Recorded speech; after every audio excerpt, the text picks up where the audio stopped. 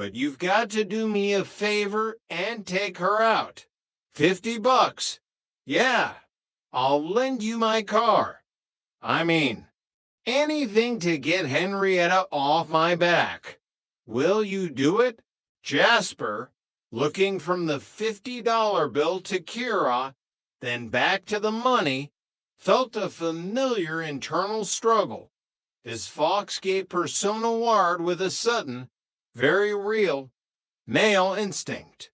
He was about to decline when Kira, sensing the awkwardness, spoke up. "Uncle Sterling and Aunt Henrietta have been very nice," Kira said, a hint of something unreadable in her eyes. "Only, I think my uncle must have had an accident or something. He can't seem to remember anything that's happened since the war." Sterling, oblivious, beamed. "Kira, I think Jasper here wants to ask you something." "Oh, he can ask me anything," Kira replied, a subtle, knowing smile playing on her lips. "Yeah, Kira, how would you like me to show you the town tonight?" Jasper blurted out, the $50 feeling suspiciously warm in his palm.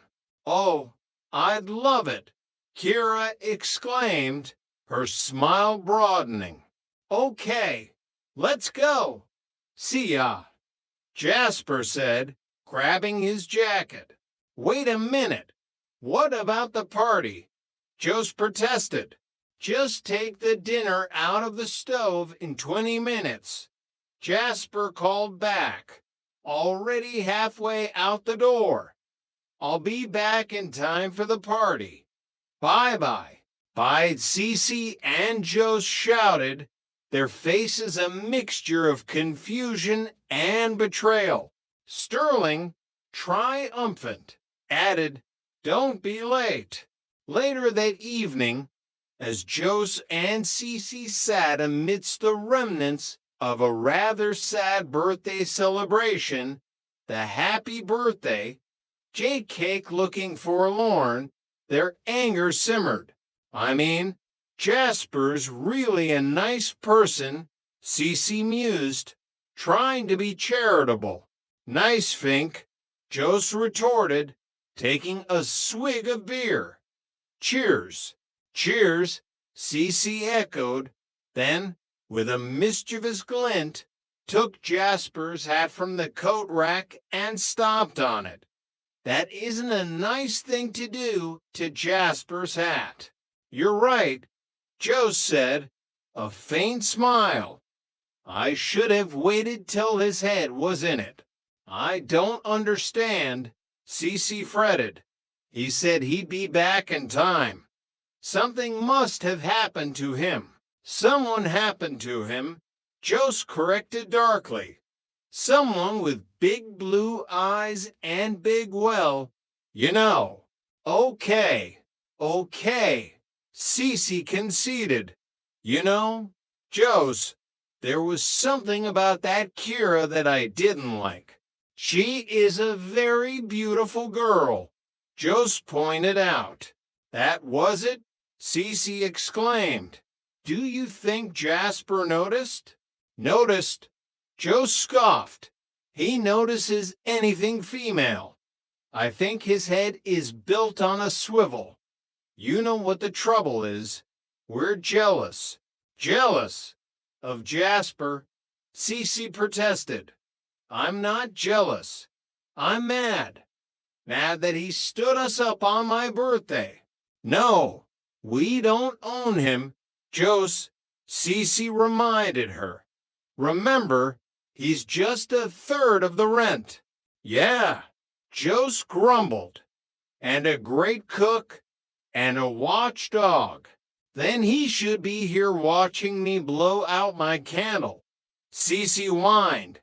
"Jost, do you dig him?" "He's okay." Jost shrugged evasively. "Oh, no. I mean, if he wasn't living here, would you?" Cece pressed.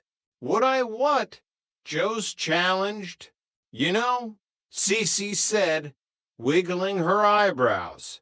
Jasper. Yeah. Would you? I asked you first. Joe's countered. Would you?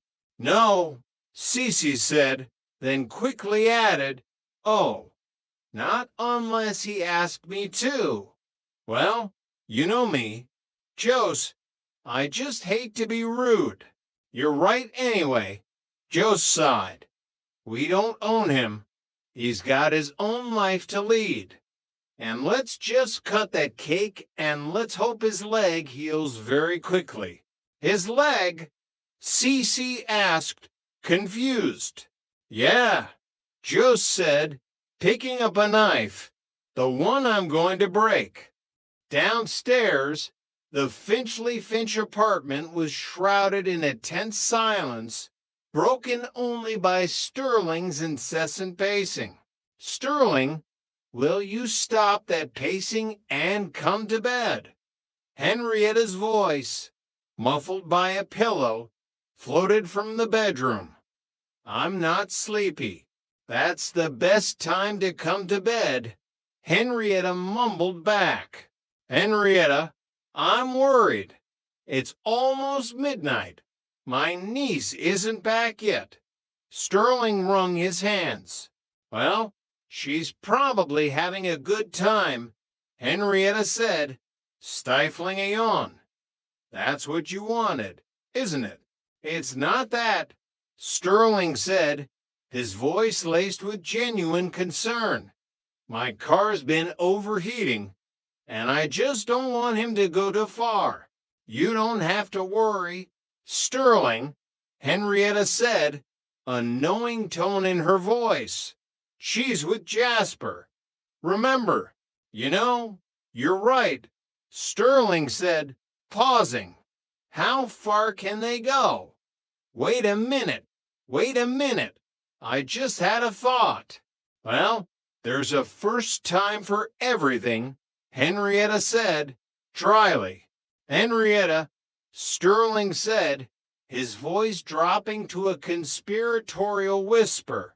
Guys like Jasper, is it possible that they've got some normalness left over in them that could come out at any time? I don't know. Sterling, Henrietta said, sitting up. I mean, my niece is a beautiful girl. He could convert. Don't worry, Henrietta added, seeing the panic in his eyes. I don't think Jasper will ever change. You're not just saying that to make me feel better, are you? No, Stanley, because you read about it in the papers all the time. About people getting changed from men to women and vice versa. How do they do it? Henrietta, they have an operation. I know they have an operation, but how do they do it? I can see them taking things off, but how do they put them on? With Scotch tape. Dear, Henrietta sighed, pulling the covers over her head. A few minutes later, a key turned in the lock. Jasper and Kira entered, a little disheveled, but in good spirits. Aren't you coming in? Jasper asked Kira as they reached her door. Well, it's kind of late. I don't think I should, Kira demurred, though her eyes sparkled. Oh, come on, Jasper coaxed, just for a beer. Okay, one fast beer. It doesn't have to be that fast, Jasper grinned. I feel a little uneasy about your Uncle Finchley Finch. Oh, don't worry about him, Kira said, waving a dismissive hand. My Aunt Henrietta says he sleeps through everything. Oh, here's your beer. Annoying me all evening, Jasper grumbled, taking a sip. Annoying you how?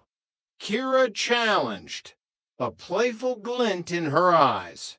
I thought I'd been behaving like a perfect gentleman. That's how.